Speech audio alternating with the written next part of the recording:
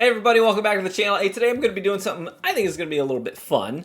It's a blind, but it's a blind of a bunch of Wild Turkey products. So the goal here is really just to maybe try and dial in what's like the best bang for your buck bargain Wild Turkey product out there. They have varying price ranges. Some of them are going to be $100+ per bottle, and then you've got Wild Turkey 101. 30 bucks, 25 bucks for a bottle. So what's the best bang for your buck when it comes to Wild Turkey products? So I'm going to blind taste 6 different Wild Turkey products, and then I'm going to rank them, and we'll see where we fall. Now, let's talk about the bottles today. So in the lineup today, we have Wild Turkey 101, which is the staple hallmark bourbon, from Wild Turkey. And then we've got the Kentucky Spirit. Followed by that, we have Rare Breed. And then we have Russell's Reserve Single Barrel. And then Russell's Reserve Single Barrel, a private selection, where a group went, tasted a bunch of barrels, picked out their favorite, and bottled it up. I didn't want to put too many that were like unicorn bottles or anything in there. So for my one wild card, I'm doing the Wild Turkey 101 12 year. Now, this isn't all of the Wild Turkey products. They have others as well. There's some more in the Russell's lineup. They've got Rise, they've got the Master's Keep, but for today, these are the ones we are going to taste. If I did any more than that, I'd probably not be able to speak too coherently by the end of the blind. So my wife poured these, and then she wrote down on a piece of paper, which I have face down here, what the bottles are in order. So I will reveal that to myself and to you at the end. In fact, maybe it might be more fun if you know and I don't. So maybe when I'm editing this, I'll put the name of what I'm tasting on the screen so you know what it is, so you'll kind of have a better idea of what I'm tasting and why I'm tasting it. Okay, so I'm going to start with what I'm going to consider glass number 1, which will be the way my wife poured these. She was sitting on the couch, so her left to right. So from this perspective, it's going to be the far right one. It's going to be glass number 1. Let's check it out. Glass number 1. All of these are really similar in color and clarity, but one of the first things I'm going to look at is the viscosity here, how much it's clinging to the glass. Ooh, this one has a great nose. Combination of fruity and floral, a little bit of blueberry on that. And not like a deep, dark caramel butterscotch, more like a light caramel. Maybe even a little bit of baking spice. Let's taste it. It's quite tasty. It's not as like punch you in the face as I, expect some of the higher proof products to be. Nothing here is under 100 proof. So we've got the 2 101s. The Russell's Reserves are each 110, and then Kentucky Spirit is 101, and Rare Breed is 116.8. Now, if I had to make some predictions in advance, I would predict that Rare Breed is probably going to be pretty high on the list for me, and I think that it will do very well, maybe in the top 2. And I'm hoping to justify my purchase that the 12-year 101 is also going to be on the high end of the ranking, but we'll see. All right, I don't want to spend too much time on number 1, because usually number 1 you come back to once you've kind of warmed your palate up and acclimated it to the blind. But a very nice, delicate first sip. I like that. Glass number 2. The nose on this one is already a little bit different. Once you get like dry erase marker from that ethanol up front. Certainly a little bit of sweetness. Oak and maple. Let's taste it. The more desirable flavors on this one seem to be a little bit more muted than the first glass. The ethanol's more... It doesn't like hit you with a ton of proof, but you certainly get the taste and aroma of that ethanol that sort of maybe overshadows a little bit more of the flavors in this one. On second sip, after my palate's gotten used to that ethanol a little bit, some more of those sweet flavors kind of coming forward a little bit more. Mostly floral, a little bit of vanilla. Altogether pretty good, but I think I prefer glass 1 to this. Now, as I'm putting these back down, I'm probably gonna slide the glasses forward and backwards so that I know kind of where they're standing for me. Glass number 3. Ooh. This one has more like a buttery caramel nose on it, with some vanilla in there, and a nice subtle oak. This one might have the best nose so far. Oh yeah. Yeah, buttery caramel right up front. And as it sits there in your mouth, it's a little bit thicker. It's clinging to stuff. That finish lasts a little bit longer. Plenty of sweet oak on the finish. Some quintessential bourbon flavors there with that caramel and the oak, and dragging those flavors out with that high viscosity. Yeah, this is notably a little bit more viscous than some of the other things we've had. Cling into that glass with long runs coming down the side of the glass. You see all that? Yeah, you do. That's certainly better than sip 2. This is better than glass 2 to me. So 1 and 3 are currently the front runners. Glass number 4. Well, this one goes a little bit differently on the nose. Kind of like cocoa nibs in there. And a little bit more of that butterscotch nose. And not like dry tannic oak, more like sweet mellowed oak. I like that. Let's try it. Yeah, more cocoa on the palate than the previous 3 drinks. Almost more a little bit of like a raisiny fruit kind of a note on the tail end of that palate, transitioning into the finish, which is a little bit more tannic on the oak than the previous ones were on the finish. A little bit drier in the oak department. Not quite as viscous as the last one that I can see. It is leaving a thin film on the glass, but not those thick, drippy runs going down the side of the glass. Sweet and fruity, tannic oak at the end. Now, I will modify my order, I think, as I sort of revisit these after the initial run through all 6 of them. But current standings, I think I'm at, my number 1 is glass 3. Second place is glass 1. Third place, glass 4. And last place, glass 2. I think I said that correctly. And I should note the glass, or the bottles behind the glasses, are not in any particular order. My wife had them all to the side when I came back at my office, so I just grabbed them at random and put them up on the table. So they're not like behind whatever glass, unless I randomly aligned them properly. They don't represent the glass that's in front of them. Let's move on to glass number 5. Let's roll it around in the glass real quick. Thin layer on this one, not super thick and viscous. Pleasant nose, a little more muted than the previous ones. A little mellowed out maybe. Like a breakfast pastry, almost like a cream cheese Danish on the nose. I like that. A little flaky pastry with some sweet custard in there somewhere, you know? Maybe a hint of like a light fruit of some kind, maybe a little bit of apple on the nose. And a subtle oak. This one's much more docile. It's got the kid gloves on a bit. It's not bad at all. The flavors are good, but they sort of just kind of linger in the background a little bit more. They're like waves gently lapping up on your tongue instead of, you know, a wave crashing on it. You know what I mean? You get what I'm saying. Gentle caress of flavor, but not overly complex. Not bad, but there are definitely better sips on the table for me so far. I think I'm going to put this one back towards glass 2, and then we'll revisit them, obviously, to see which one edges the other out. And the last glass, my last Glencairns were actually in the dishwasher. So this is actually the traditional glass for a Sazerac, which I love making homemade Sazeracs. If you've never made a Sazerac before, pretty good cocktail. But that's neither here nor there. Ooh. I like the nose on this one. Some nice thicker, richer aromas off of this one.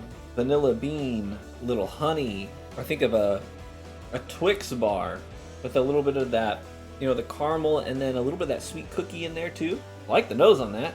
Let's try it. This one has notably a little bit more of the alcohol spice at the end. Not like a rye spice, you know what I mean? The kind of like a tingly spice you would get off a shot of vodka or something, you know?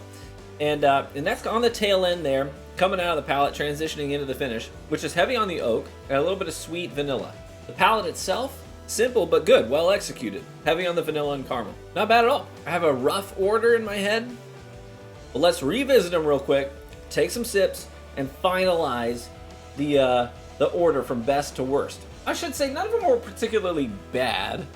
There were some that were a little underwhelming, but I do like Wild Turkey products. I do tend to like their flavor profiles. So I'm going to give these a quick pass. Glass number 1, easily a top 3. Glass 2 is easily a bottom 2. Then my order from best to worst in my blind today, if I did this blind later today or tomorrow or next week, it'd probably be a different order. You know, that's the way blinds go. But for today, for my palate today, this was my order.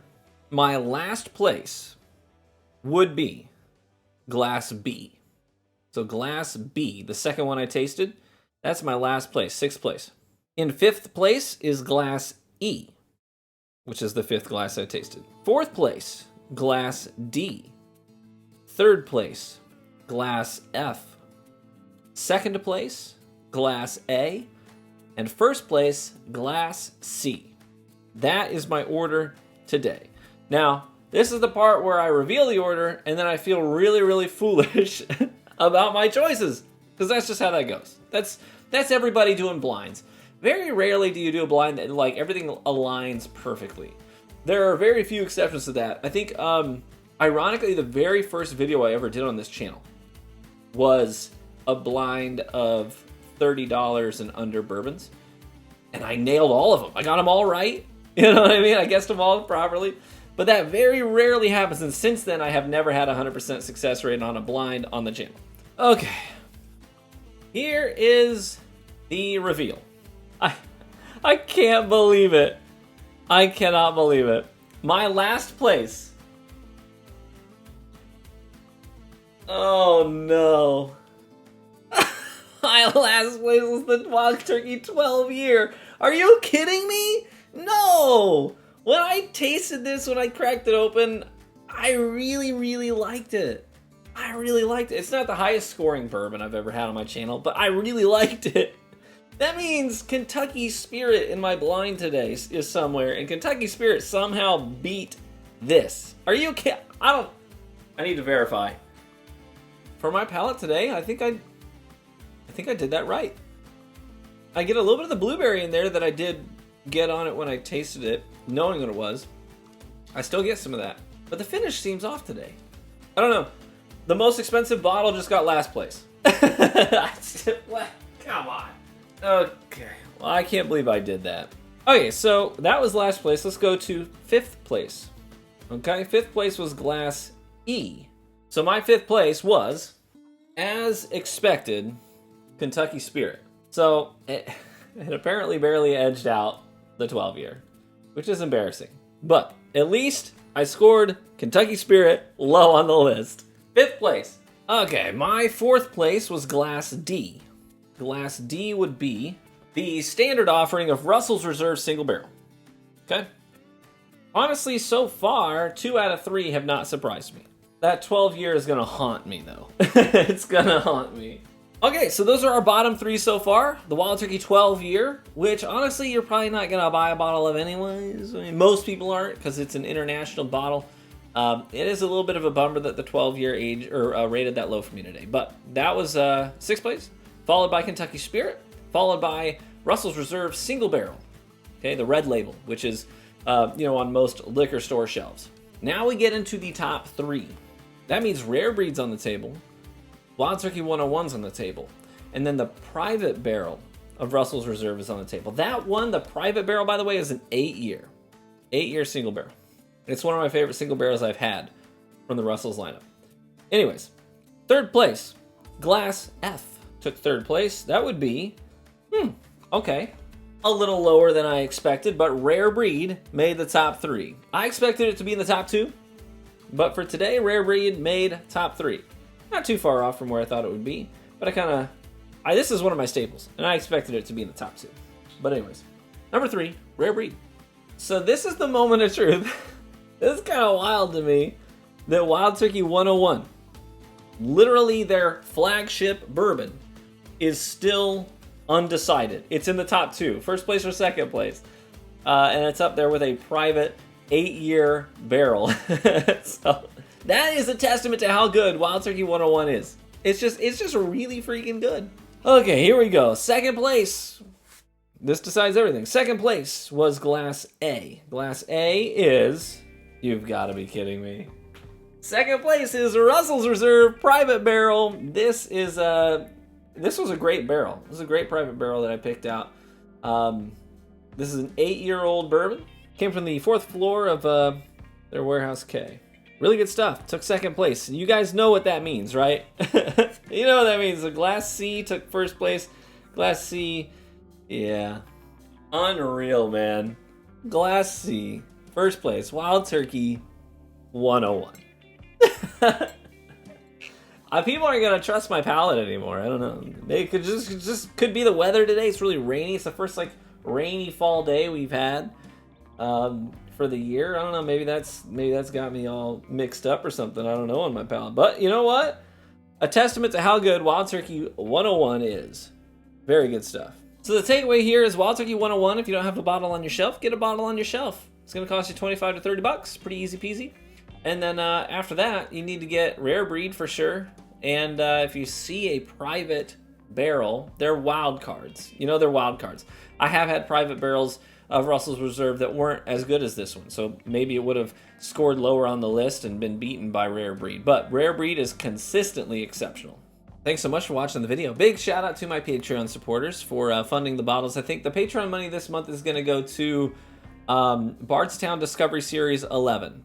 So Disco 11 launches as the day that I'm recording this is October 5th. I don't know if this is the day that this video is going to go up, but the day that I'm recording this is October 5th, which is the day that Disco 11 is supposed to hit shelves.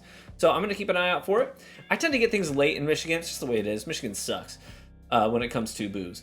But I'll keep an eye out for that one, and we'll get a review of the Disco 11. I'm excited about that one. A polite reminder to Patreon supporters. If you intend to be a part of our virtual tasting that we're going to be doing, and I already posted on the Patreon and in the Discord a picture of the 3 bottles we're going to be trying together. I'm not charging anybody for this, but I did mention that if you want to help pitch in with shipping, you can feel free to just hit me at my PayPal. It's the same email address that I'll give you to give me your mailing info. So I footed the bill for all the bottles. 2 of them are private barrel selections, so they should be good. I'm hoping they're good.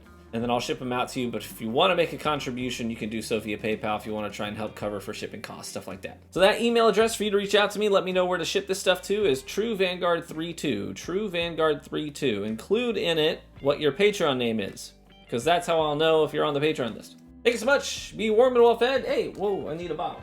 We'll do it with our number 1. Cheers. May you live richly and get better with age. And we'll catch you in the next one. Bye-bye.